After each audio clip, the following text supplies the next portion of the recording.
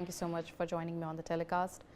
Now, the Directorate General of Civil Aviation has imposed a rupees 22.20 crore fine on IndiGo Airlines after finding serious operational, planning and regulatory lapses that led to massive flight disruptions in December 2025.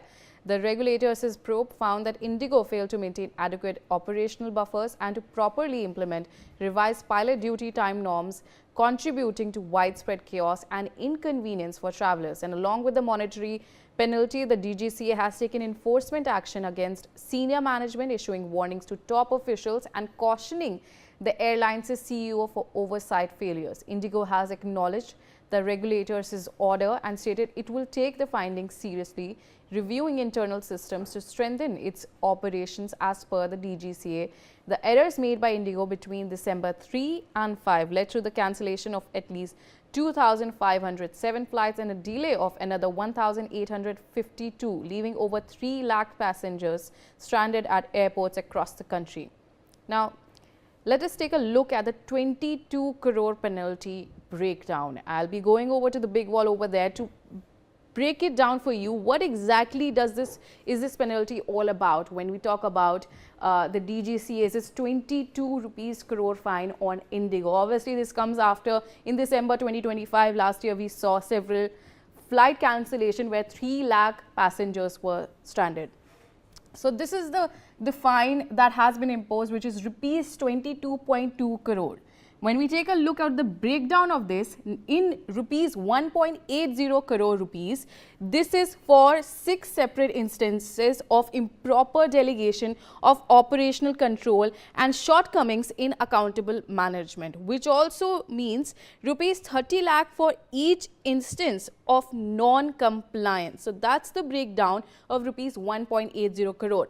Now, when we talk about rupees 20.40 crore, that is for continued non-compliance with revised flight duty time limitation norms, and then rupees 30 lakh per day for 68 days from December 5 to 2025 to February 10, 2026. So that's the breakdown of the rupees 22.2 crore. In terms of 1.80 crore goes for the 6 separate instances of improper delegation of operational control, and 20.40 crore for continued non-compliance with revised flight duty.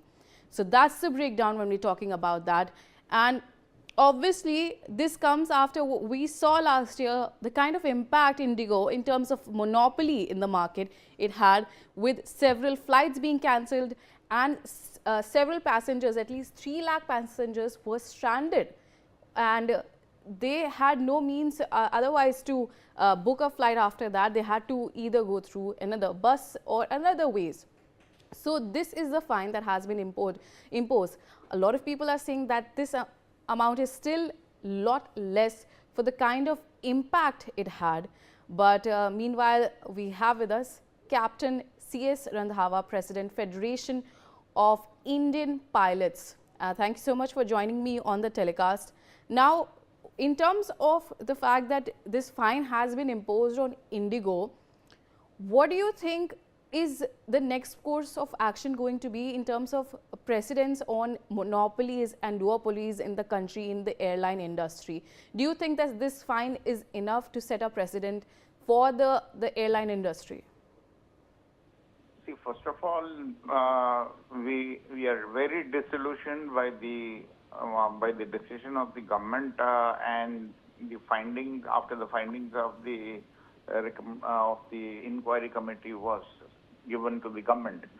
Now, if you see, this is a very, very meager sum of fine. There should have been at least 200 or 500 crores of fine, because it caused a national crisis. The dates have been given wrongly. The impact was not from 3rd to 5th of December.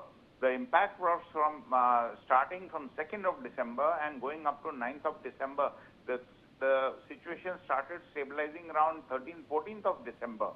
Okay, so this is again a wrong thing projected in the report by the government. There has been what is a warning? Warning is this is for day-to-day, small problems where there occurs in the airline. You give a warning.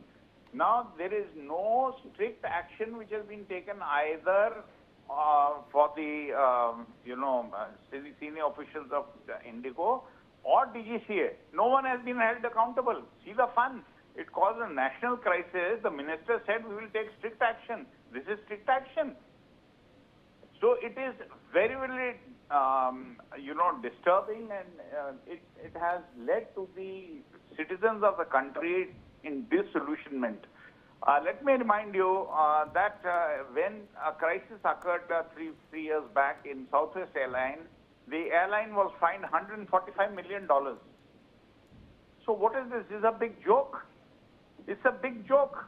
Whether it is a fine, whether it is the action against the individuals, and the most important point, can safety be compromised with a fine? You have given a total dispensation to the airline up to 10th of February on what pretext?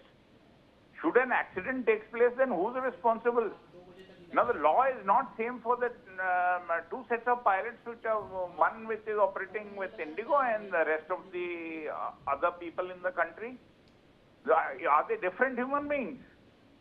So that, and though 10% of the flights which were, the extra flights which were given to IndiGo, the 10% was cancelled. Then the same day we had stressed upon the government to withdraw the FTTL dispensation. Till date they have done nothing. So you're trying to, the government is trying to say that we are going to compensate for the FTTL. Very wrong. Another question that I would like to pose to you is, what do you think should the government now do in terms of the kind of stakes that IndiGo has? Because we have seen the repercussion that with 3 lakh passengers that were stranded. So now, what should be the kind of process that should be taking place to form changes in the airline industry? The government have launched at least 3 airlines, but that's not enough, because there are several routes where there's duopolies or monopoly entirely. So what do you think should now the action be taken? See, the first and foremost action, those 3 airlines which are coming, that is again the second big joke. Okay, none of them has the credibility to sustain the operations or to even fund it. Okay, they are putting ads after ads so that they get some investors. They will not even last. I don't even know if they will take off. So they are no threat to, at present, the duopolies which is continuing in this nation. Until and unless the big players in the country like Ambani's, Adani's or SR or Hinduja's big business group thinks of venturing into the airline business, this is not going to break, because you have to understand when Jet Airways, that time when Jet Airways closed down or Kingfisher closed down, government gave no help to those airlines and they ensured that it closes down. Okay, there were ways and means to go about. Till date, if you see, there has been no reduction in taxes. There is the ATF still remains under the it has not come under the GST, and there is no rebate being given to the airlines. So there is no incentive, because the fuel cost is almost 35 to 40% of the cost. So government is not encouraging. They are encouraging on UDAN routes. Now UDAN routes, how many routes can you fly? And they are also in isolation. I cannot be putting 10 aircraft in 10 different places. That is not even cost effective. So UDAN scheme itself is a failure. So here the idea is to decongest the traffic of these 2 airlines, and a big airline should come up, and that will only come up until unless the government changes the policies, which they are not willing to change, or not, they're not doing anything. They say 3 airlines there. It is so absurd. Those 3 airlines alone, that is closed down operations, their offices closed, there's not a single soul there. Then Shankar, since in last 1.5 to 2 years, they've got the NOC. They don't have the funds. So whereas the question is, there are going to be a competition. Over to you. All right. Thank you so much for joining me on the telecast and obviously your input on that story. But shift